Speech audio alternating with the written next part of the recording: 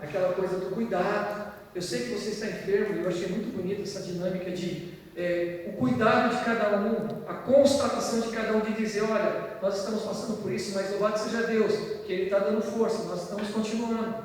E eu gosto sempre de acreditar que enquanto há vida, há fôlego de vida, há esperança. Por mais que tenha a última sentença do médico, e às vezes o médico 98% está certo, né? Mas enquanto há fôlego de vida, eu vou orar para que haja cura em nome de Jesus. Pastor Paulo Romero, amigo meu, ele disse que ele foi para o extremo, que todo velório que ele vai, ele chega perto do caixão, coloca a mão no defunto e fala, em nome de Jesus, levante e anda. Ele fala assim, um dia vai dar certo. E não fica um, né? Vai ficar um para poder ver o milagre. Mas, né? Quem sabe? Deus sabe de todas as coisas. Terceira característica, uma igreja poderosa é uma igreja que pratica o partir do pão, que possui um coração altruísta. Lá no versículo 42 continua, no partir do pão.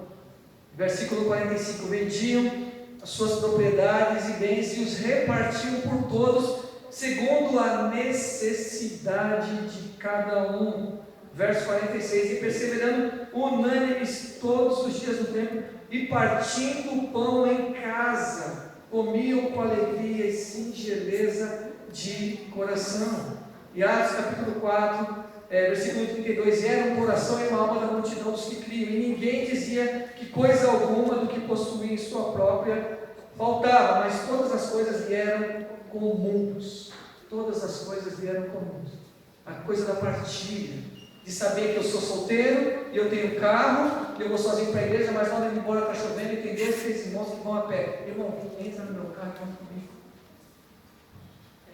De saber a necessidade do outro, para irmãos, vamos levantar a cesta básica, porque o irmão está desempregado há 6 meses. A igreja tem essa sensibilidade, foi chamada para poder praticar o princípio da partilha.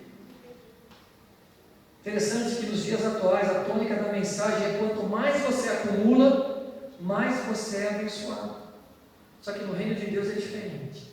Quanto mais você divide, mais você é abençoado e se torna um canal de bênção. Quarta característica, uma igreja poderosa é aquela que tem uma vida de oração. Uma igreja que ora. Uma igreja que não tem preguiça de orar, não tem preguiça de sair de casa para orar. Interessante que quem aprendeu a orar, que tem uma vida de oração, ela não se importa muito com os obstáculos, ela faz questão de estar na vida de oração. Na nossa igreja tem uma irmãzinha, de quase seus 80 anos, ela mora na calçada da igreja, mas ela já está debilitada. Mas a gente encontra a irmã Anitta lá quarta-feira na reunião de oração, né? E os jovens de 17, 18 anos, em pleno vigor, descansando na frente da televisão. A oração é meio que Deus estabeleceu para nós nos comunicarmos com Ele. É coisa que todo mundo já sabe. Quando a gente lê a Bíblia, Deus fala conosco. E quando nós oramos, somos nós quem falamos com Ele. Oração, ele é um canal pela qual eu posso chegar diante de Deus. Mas se eu não sei orar, o Espírito Santo intercede por mim e por você, com gemidos inexprimíveis. Porque muitas vezes nós não sabemos orar como convém. 1 Tessalonicenses 5,17 diz: orai sem cessar.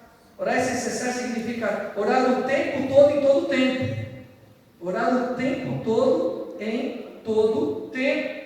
Tiago 5,16, confessai as vossas culpas uns aos outros e orai uns pelos outros. Oração feita por um justo pode muito em seus efeitos. Interessante que quando Jesus leva Pedro, Tiago e João, né, no final do seu ministério, para orar, Jesus então está lá orando. Aí ele volta, e o que está acontecendo com os seus discípulos?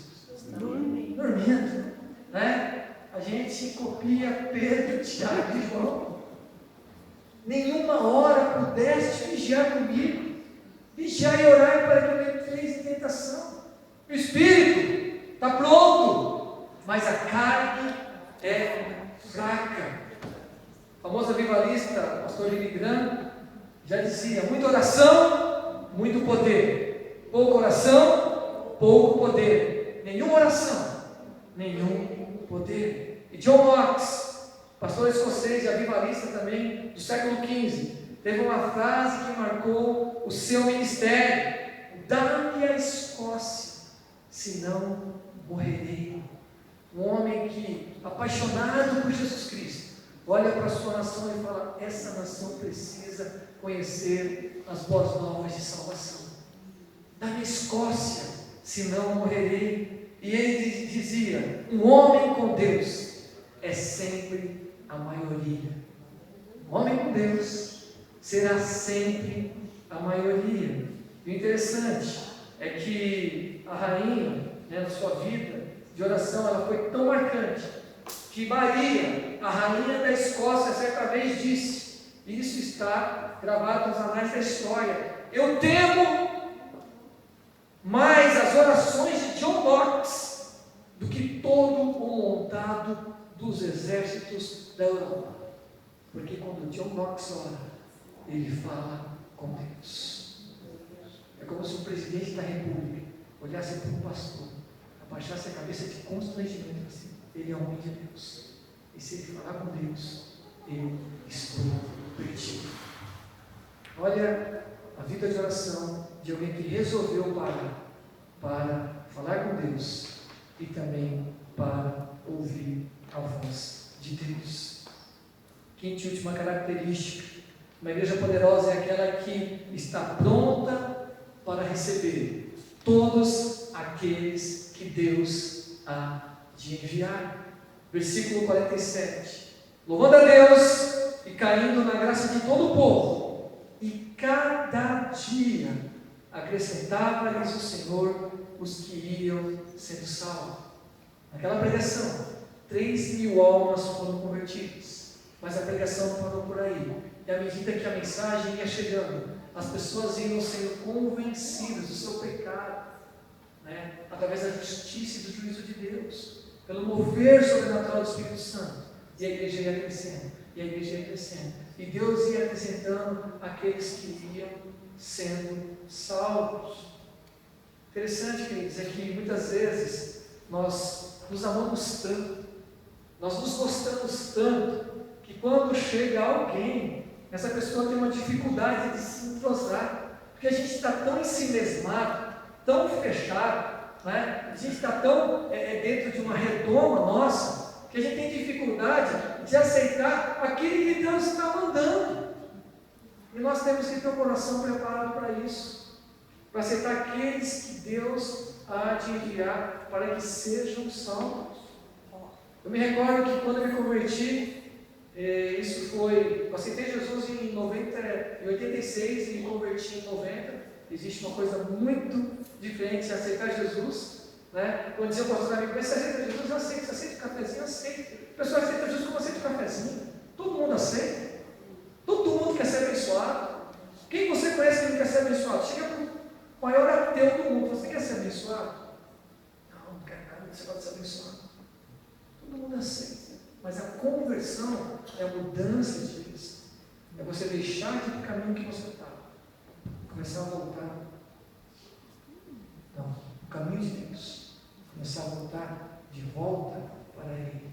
E quando eu cheguei em 1990 na minha igreja, a filha do pastor, depois de um tempinho, já que a gente já estava íntimo ali com a juventude, ela falou assim: eu tive ciúmes de você no começo. Eu não conseguia te ver no grupo, porque o nosso grupinho estava muito fechado. Ter mais um era complicado. Então nós não podemos pensar que nós somos chamados simplesmente para sermos 50, 80, 90, 100. A porta do céu é estreita, mas ela continua aberta. E Jesus Cristo, diuturnamente, continua chamando os de fora para que venha para dentro. Não simplesmente as quatro paredes do templo, mas para dentro do seu reino. Para que o seu nome seja reafirmado no livro da vida. Para que no grande dia do arrebatamento, Ele também, juntamente conosco, possa ir celebrar as bodas do Cordeiro.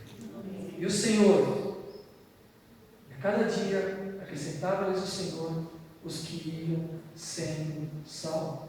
Deus certamente nos abençoará e também certamente acrescentará no nosso meio aqueles que hão de ser salvos. Basta continuarmos perseverando na doutrina dos apóstolos, na comunhão, no partir do pão e nas orações. Amém. Deus os abençoe. Deus abençoe ricamente a sua vida. E aonde você estiver, as pessoas possam ver brilhar a luz de Cristo. Amém. E se tiver pecado, se acerte com Ele. Se acerte com Ele. Ele é perdoador. Ele é o nosso advogado. Ele é o nosso justo juiz. Que você ame a Deus e que você deixe de lado os encantos do mundo. Em nome de Jesus. Vamos orar. Senhor nosso Deus e Pai, em nome de Jesus Cristo, nós queremos continuar seguindo o modelo da igreja primitiva, de vivermos e celebrarmos, ó Pai, aquilo no qual está relatado no texto de Atos e no livro de Atos de uma forma geral. Queremos continuar, Senhor Deus, celebrando a vida espiritual, crendo na Tua Palavra como a nossa única regra de fé e prática.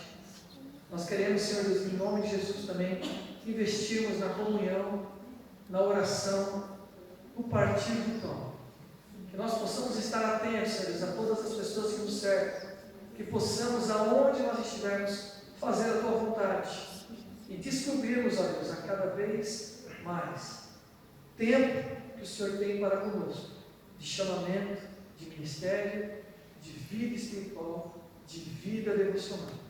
Que aonde nós estivermos, as boas novas de salvação sejam anunciadas. E que as pessoas, ó Pai, que nos servem, primeiros da nossa casa, porque nós temos familiares incrédulos, pais longe do Senhor, filhos longe dos seus caminhos, avós que está quase que já no final da sua vida e ainda não se rendeu ao Senhor. Tenha misericórdia deles. Faça uma obra, Senhor, de salvação em nome de Jesus Cristo. Olha agora no Teu nome, salva, Senhor, todos os familiares dessa igreja que não Te conhecem. Que eles possam vir à Tua casa para ouvir a Tua palavra e se render ao Teu senhorio em nome de Jesus Cristo. Traga-os ao Senhor. Traga-os à Tua presença. Em nome de Jesus Cristo. Em nome de Jesus Cristo. Que assim seja hoje e sempre. Em nome de Jesus. Amém. Deus possa abençoar a vida de cada um de vocês.